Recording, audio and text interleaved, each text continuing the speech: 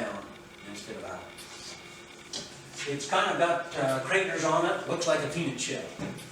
And it's about the same size too, you know, queen cell's 30 inch and a half long, something like that, maybe not quite. And so if you see those, you'll know that something's going on in the colony. Either they're preparing to swarm or they're superseding. One of those two. They may not be getting ready to take off. They may be just replacing an old queen that's starting to fail, or a young queen that's sick, or there's got pesticides, poison, something. Is there a question? Yeah. Is there any way to know which they're doing?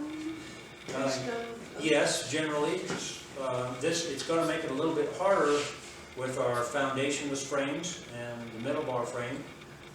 Typically on a frame with a sheet of foundation, we're going to find Supersedure queen cells in the middle of the frame. And there won't be as many of them. There may be 4 or 5 of them, 2 or 3 of them, if they're superseding the queen. When we speak of superseding the queen, that means they're going to replace the old queen. They're not going to reproduce. They're not going to split the hive. Half of it's going to fly away with the old queen.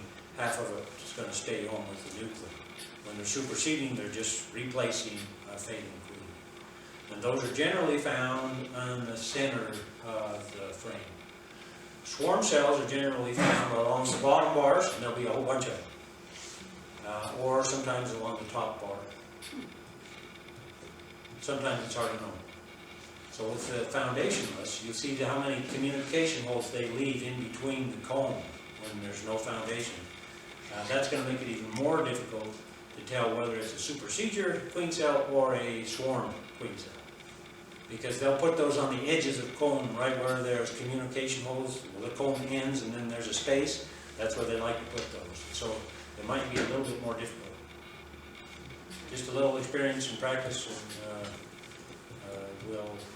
and then you take your best guess. Was there another question? If it's an emergency, the queen is gone, then you could see those anywhere, but I mean, they're going to put those on the middle too, right? Right. Good question. So the question was if it's an emergency. We have 3 types of queen cells, right? There's supersedure queen cells, there's swarm queen cells, there's emergency queen cells. All of those are all queen cells. They're all raising a new queen for one reason. So let's say we got into a hive and something happened, the queen got squashed. Well, for whatever reason, maybe it's the beekeeper's fault, maybe something else went wrong, but they're going to be in a state of emergency. We've got to have a new queen right away. Where did she go? We've got to raise a new one. So they don't have time to build a queen cup where they want to.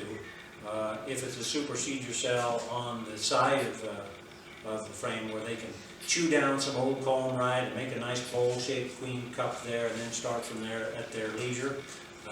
Or they don't have time to say, well, we're full, our brood nest is full of nectar, we're out of space, we need to start raising some swarm cells along the bottom bars or along the edges of some comb. They're going to be in a hurry to do it. And so wherever there happens to be day-old larvae, when they need it, they're going to start a queen cup right there. So it could be anywhere. It could be along the bottom bar, wherever the queen was last, wherever she had laid last before she disappeared for whatever reason. That's where they'll start some queen cells.